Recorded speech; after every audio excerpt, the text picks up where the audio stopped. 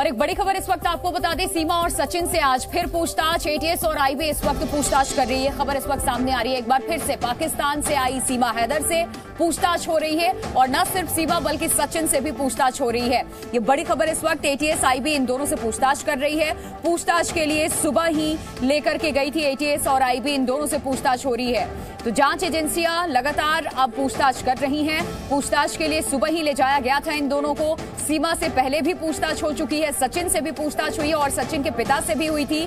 आज एक बार फिर पूछताछ हो रही है सीमा और सीमा के पति सचिन से। एटीएस और आईबी पूछताछ कर रही हैं। आज पूछताछ के लिए सुबह ले जाया गया था इन दोनों को।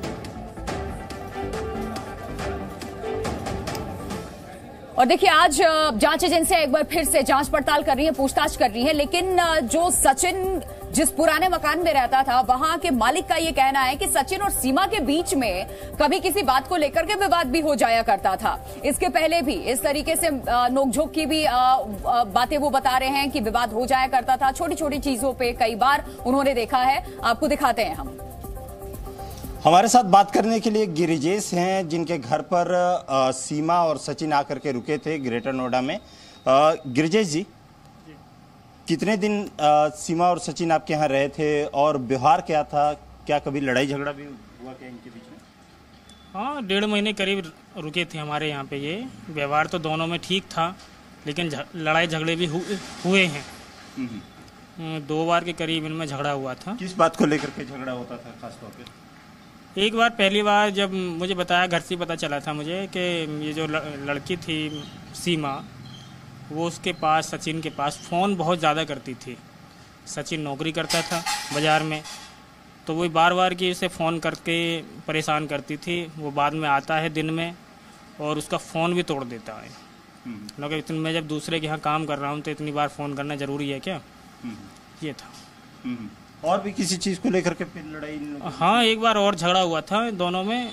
तो मुझे, जब मैंने लड़के से पूछा, सचिन बुलाया मैंने अपने पास शाम को, तो उसने बताया मुझे कि ना, मैंने भाई साहब इससे मैंने कई बार मना करा कि बीड़ी मत पिया कर, पर मानती ना है।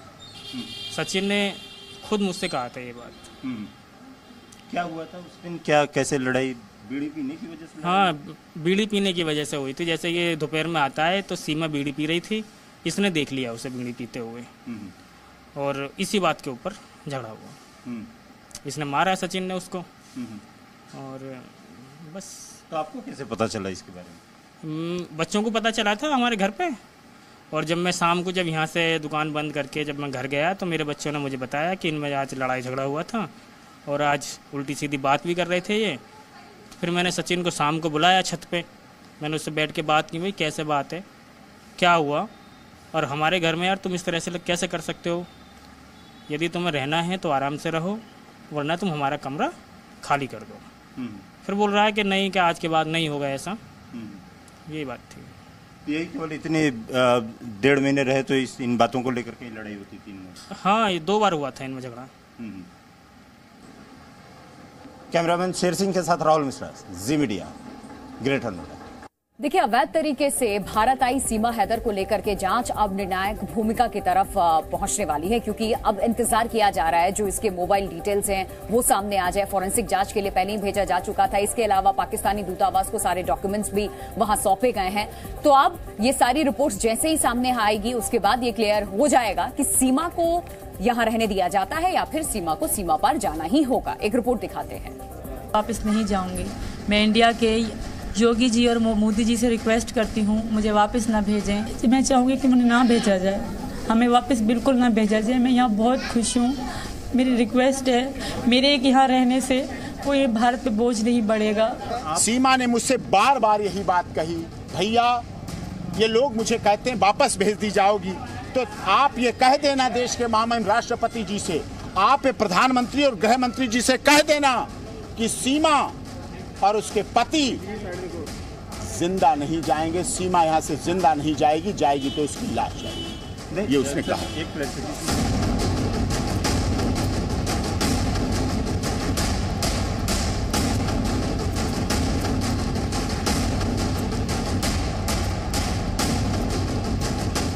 पाकिस्तान से अवैध तरीके से भारत पहुंची महिला सीमा हैदर, वो सीमा हैदर जो पिछले कुछ दिनों से हर तरफ सुर्खियों में छाई है। सीमा को सरहद पार प्यार खींच लाया या फिर उसकी कहानी का सच कुछ और है, इसे लेकर हर तरह की थ्योरियां सामने आई। सीमा ने भारत में बार बार सचिन से प्यार का इकरार किया तो वहीं पाकिस्तान जाने से इनकार भी किया। मैं नहीं जाना चाहूँगी, मेरी बेटियों की ज़िंदगी ख़राब हो जाएगी, मैं तो मर ही जाऊँगी, मुझे अपनी ज़िंदगी का दुख नहीं रहेगा, मेरी बेटियाँ हैं वो उनकी ज़िंदगी ख़राब हो जाएगी और मैं चाहूँगी कि मुझे ना भेजा जाए, हमें वापस बिल्कुल ना भेजा जाए। मैं यहाँ बहुत खुश हूँ, मेरी रिक्वेस्ट है मेरे एक यहाँ रहने से कोई भारत पे बोझ नहीं बढ़ेगा, मैं एक हाउस वाइफ बन के रहूँगी, जैसे कहेंगे मैं वैसे रहूँगी, पर मुझे वापस ना भेजा जाए। मैम मेरी रिक्वेस्ट है आप सबसे, योगी जी से, मोदी जी से, मैं औरत हूँ, मैं कोई दहशतगर्द नहीं हूँ, मैं कोई गलत नहीं हूँ, मैं अपनी बेटियों के साथ आई हूँ और मुझे वापस ना भेजा जाए। थैंक यू, धन्यवाद मैम। लेकिन क्या अब सीमा और सचिन की प्रेम कहानी का अंत होने वाला है? क्या अब सीमा का पूरा सच दुनिया के सामने आने वाला है? क्या अब सीमा वापस पाकिस्तान भेजी जाएगी?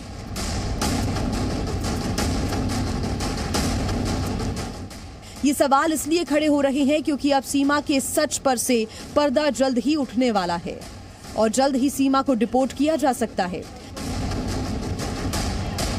पाकिस्तानी नागरिक सीमा हैदर से बरामद सभी दस्तावेजों को नोएडा पुलिस ने उसकी पहचान के सत्यापन के लिए पाकिस्तान दूतावास में भेज दिया है। वह पाकिस्तानी नागरिक है या नहीं, इसकी पुष्टि के लिए ये सभी दस्तावेज पाकिस्तान दूतावास को भेजे गए थे। इस बीच पुलिस सीमा हैदर के मोबाइल फोन की फॉरेंसिक रिपोर्ट का इंतजार कर रही है। वहीं सीमा हैदर ने दावा किया कि उसने अपने फोन से कोई डेटा डिलीट नहीं किया है। पुलिस ने उसके जब्त किए गए मोबाइल को आगे की जांच के लिए गाजियाबाद की फॉरेंसिक लैब में भेज दिया है। सीमा हैदर बार बार ये कहती आई है कि वो पाकिस्तान नहीं जाना चाहती। मैं नहीं जाऊंगी सर, मैं वहाँ गई तो मुझे जान से मार देंगे और मैं इनके बगैर रह भी नहीं सकती। वहाँ जाके भी जीने का क्या फ़ायदा, मरी तो वैसे भी जाऊंगी। वहाँ आते तो बहुत बुरा हो, यही डर था, बहुत बुरा हो जाता है इनके साथ। और मैं यहाँ की पुलिस को सबको सलाम करती हूँ, यहाँ के लोग बहुत अच्छे हैं, बहुत ज़्यादा अच्छे हैं। ये जान के भी मैं पाकिस्तानी हूँ, अभी कंफर्म भी नहीं हो, बहुत रिस्पेक्ट दी मुझे पुलिस वालों ने, मुझे जेल में रख के भी रिस्पेक्ट दी। लेकिन जांच रिपोर्ट के बाद उनके पाकिस्तान जाने के पूरे आसार नजर आ रहे हैं। सीमा के अलावा उसकी मदद करने वाले लोग भी अब पुलिस की रडार पर हैं। पुलिस ने बुलंदशहर से फर्जी आधार कार्ड बनवाने वाले 2 सगे भाइयों समेत 3 लोगों को हिरासत में लिया है। उनसे पूछताछ की जा रही है। सूत्रों के अनुसार आरोपी सचिन मीणा के रिश्तेदार हैं, जिनसे अब पूछताछ की जा रही है। सूत्रों के मुताबिक रबुपुरा के रहने वाले एक लड़के ने सचिन की मदद की थी। सचिन की निशानदेही पर ही तीनों को हिरासत में लिया गया है। हालांकि इन सब के बाद भी सीमा भारत में ही रहने पर अड़ी हुई है और उसने भारत के राष्ट्रपति को दया याचिका भी भेजी है। सीमा के वकील एपी सिंह ने कहा है कि सीमा की सिर्फ लाश ही पाकिस्तान जाएगी।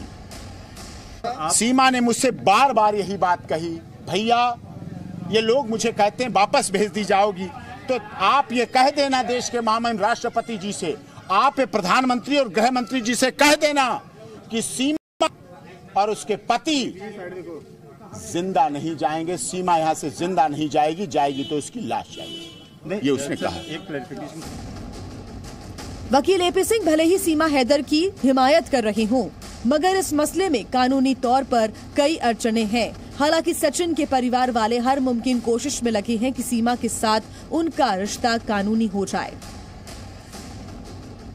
सीमा अब तक अपने ऊपर लगे सभी आरोपों को नकारती आई है और यही कहती आई है कि जितनी भी बातें फैलाई जा रही हैं वो सब गलत है।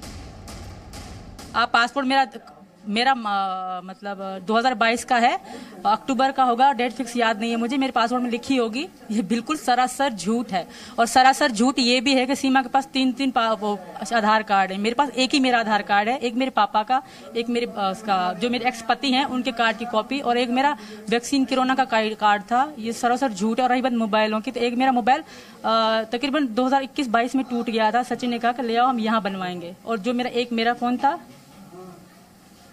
जी शनाख्ती कार्ड। सीमा और सचिन दोनों से ही यूपी एटीएस और केंद्रीय जांच एजेंसियां पूछताछ कर चुकी हैं। सवाल उसके बोलचाल से लेकर अकेले भारत आने तक उठ रहे हैं। तो बीत चुका है, तब से लेके मैं मन और दिमाग से हिंदू थी। ये सचिन भी जानते हैं, मैं भी जानती हूँ। यहाँ आके वाकई मैंने साड़ी पहनी है। मैंने साड़ी पाकिस्तान में भी पहनी है।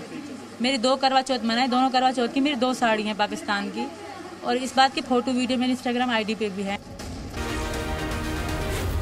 जी न्यूज़।